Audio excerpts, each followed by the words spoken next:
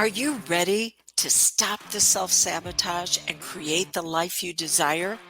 Well, in order for that to happen, you need to break free from the bad beliefs that are holding your success hostage. You need to optimize the stress by turning it into extra energy for success. And those hurtful habits?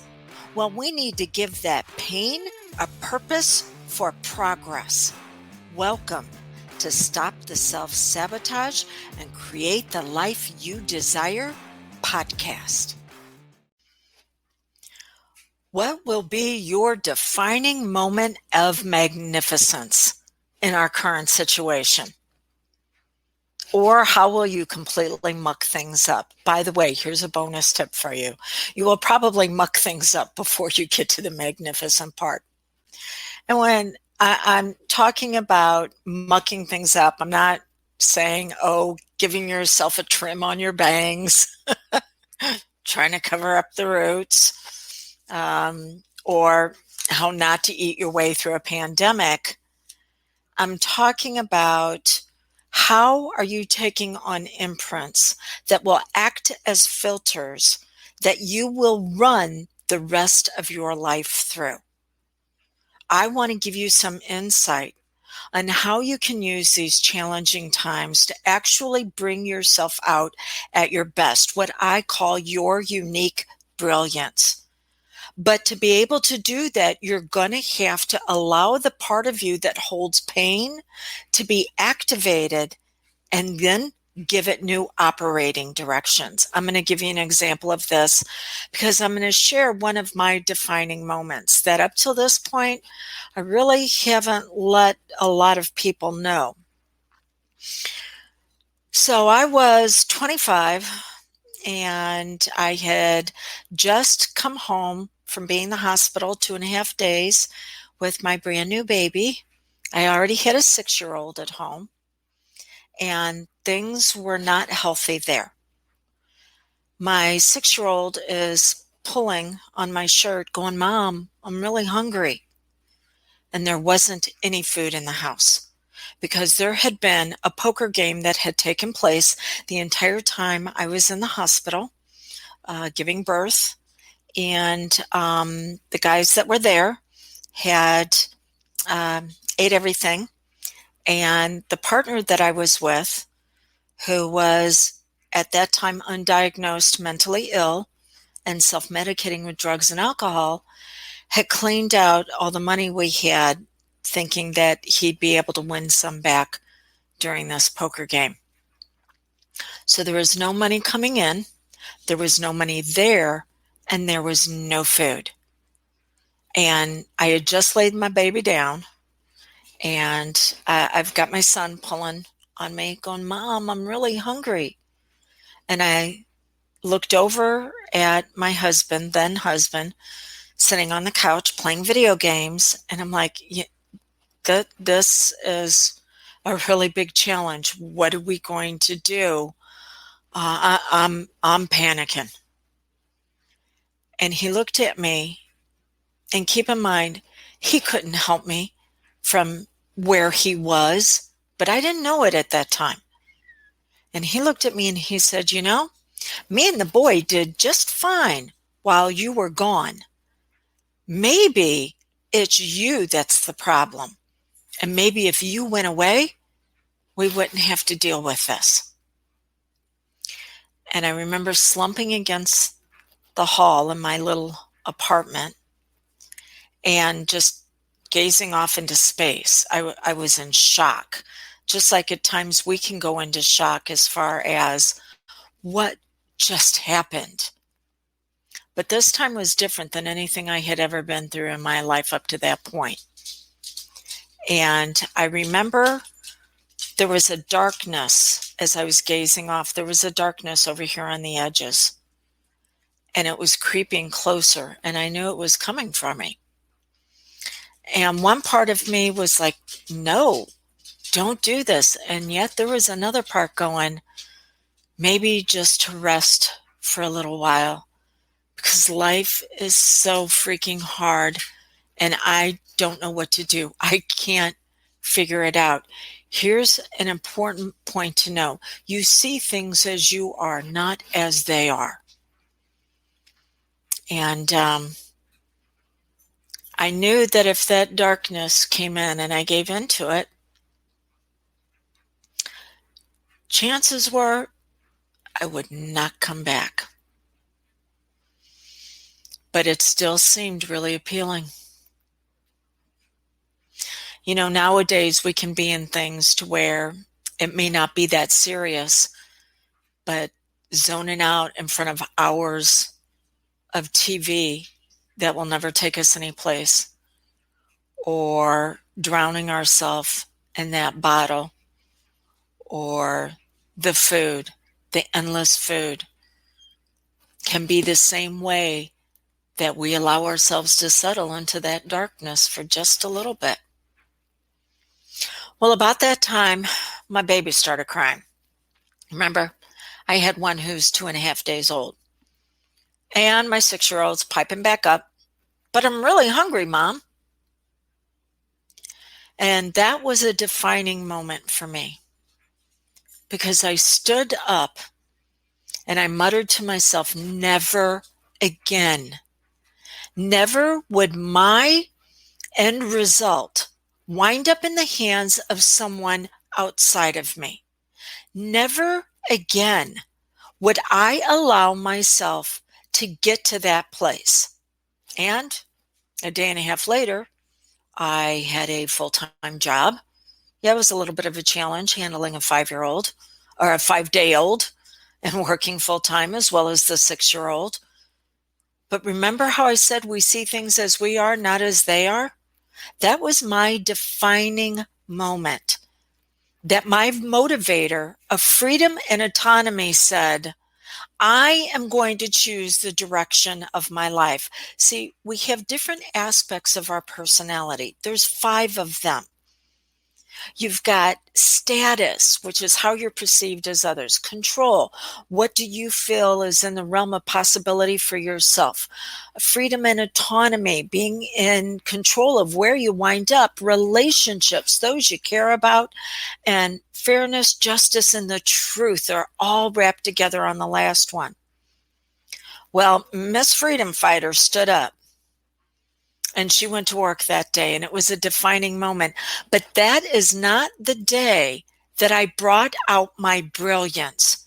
In fact, that was the day that I created an imprint that I would run future experiences through that would actually hold me back for the next few years, even though it was such a powerful moment of I am going to take control. I'm going to be in charge.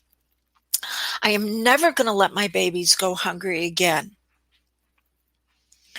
Because the part of my personality that came out, which was freedom with the value of worthiness, came out in a dysfunctional way. And it came out in the way, oh, excuse me. It came out in the way that said, for me to be okay, I have to save others. So, as my mom likes to say, I went from the frying pan into the fire. When we go through an intense emotional experience, or we go through an experience by repetition, something takes place that's known as an imprint. An imprint is a tool that our subconscious mind uses to filter future experiences. That says, who do I need to be in this experience, and what do I need to do? How am I going to focus? What meaning am I going to assign to it with the story I tell myself? And then what actions am I going to take? So I decided I was worth something that day. And I also decided that I was going to have to save my kids. But the subconscious, how it does one thing, it will do most things. And then I discovered that, oh, I am surrounded by people who need to be saved. And I am going to have to go in and either get nailed to the wall because I'm trying to save them, or I'm going to have to martyr myself for them to be okay. Even though it was a very positive progress set that I was never going to allow my future to be determined by anybody else, I brought myself out in a way that actually continued to hold myself back. So I teach all of my students. I'm a certified hypnotist, in case you're new to my world. And why should you listen to me? Don't listen to me. Test out what I have to say. I teach all of my students how to take their clients from what's known as wound to wealth. Well, to be able to do that, you need to have three things. What are you going to focus on? So there's a part of you that is focusing on your defining moment and moving you forward, but it can still be focusing on it in a way that causes you challenges, just like me trying to save people. I had to experience what was known as transfer of authority, to where that aspect of me that was Miss Freedom Fighter learned what she really needed to fight for. And it wasn't for others. It would be to empower others. She fought for herself. Okay, so what are you going to focus on? What story are you going to tell yourself? And then what actions are you going to take? So your focus and your story actually can combine together in what we call the core four. The core four, the four areas that we all go through as we develop and mature and become wise. They have a functional side to them, and then they have a side that will hold us back. It's full of pain. So you have certainty. Certainty in a way that's going to move you forward says, if it is to be, it's up to me. But it's going to hold you back because you've been programmed and conditioned to hand your power over to other people to say that you're okay. I mean, think about it. Going through school, your teachers had to tell you you were okay. And then after you got out of school, you got into a job and your boss was going to tell you when you were okay. And maybe somewhere along the line, there was a significant other and they were going to let you know when you were okay. And maybe you had children and then you started living through them. And that's when you were okay. You never learned to be okay for yourself. After certainty, then we have variety. Variety can come through either freedom of choices. We get to decide, are we going to experience success now or later on today? It's a choice of two yeses, or drama where it's yes or no. We experience drama when we feel like our right to choose has been taken from us. And then after that is worthiness. That's the level I was at. Worthiness shows up as significance. How can we pair up with another person and make the world a better place for them? It's one-to-one. And it's also one-to-one where we either think we need to be the savior or martyr ourselves. And then after that, the level of validation. The level of validation says that we want love. That's what we crave. But we have learned to settle for connection, which means we'll hold ourselves back so others in our environment do not feel bad about themselves. You have had a moment of magnificence where you lit the world up because you made a decision. You were no longer going to allow things to hold you back. But because of the situation that you were in, chances are you could have done it in a very dysfunctional way. And because the subconscious mind will continue to seek out people, places, and things to reinforce its previous imprints, even though you stood up for yourself, you continue now to seek out people and situations where you have to keep sticking up for yourself. You have to keep defending on what you believe in, and you have to keep pushing and fighting through. That can be pretty exhausting. The idea is to take a look at what is the other side. What's the progress side? Not positive. Positive mindset has been shown not to work long term because that means there isn't going to be any pain. I'm saying use the pain and find the progress in it, because the law of polarity says everything is created as a whole. You're seeing my front side, but you already know I got a back side. The two are connected. In the same way, your moment of magnificence was connected to your wound. It also holds your wealth. It's in the same place. It just needs to be activated. But to be able to do that, you need to start telling yourself a better story about around what you value. What do you value? And how is it going to lead you into progress? That's one of the things I specialize in. Whenever I went into the field of hypnosis, I discovered something known as parts therapy. It means these different aspects of us are just sub aspects of our personality. You're one person when you're around your friends, you're another person whenever you're at work, another part of you comes out whenever you're with your family. It's just different pieces of you. And right now, you're trying to put together the life that you want to design by pieces that don't even fit in that puzzle.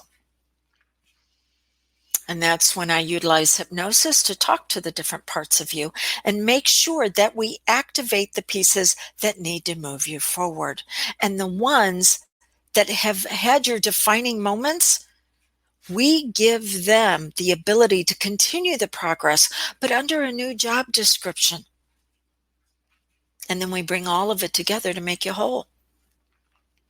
If you think I can assist you with that after what I've shared with you, you can go to canhypnosishelpyou.com and check it out. It's there on how I assist others and how you can connect with me. But you can go ahead and start the beginning steps of that process now to ask yourself, what was the defining moment of your magnificence? But how did it then program you to continue to muck things up? Because it's seeking out people, places, and things where you have to continually define yourself. What's on the other side of it? What part of your personality can you begin to value and activate? Just like taking an acorn and putting it into the ground, covering it up with soil, and then watering it, nurturing it till it begins to turn into a beautiful oak tree. There's a part of you that cannot be activated until it's been given the proper internal environment. So what part of you is waiting to produce that picture you want to have in your life? And how might I be able to assist you? So, until we get together again, here's to you turning your wound into your wealth.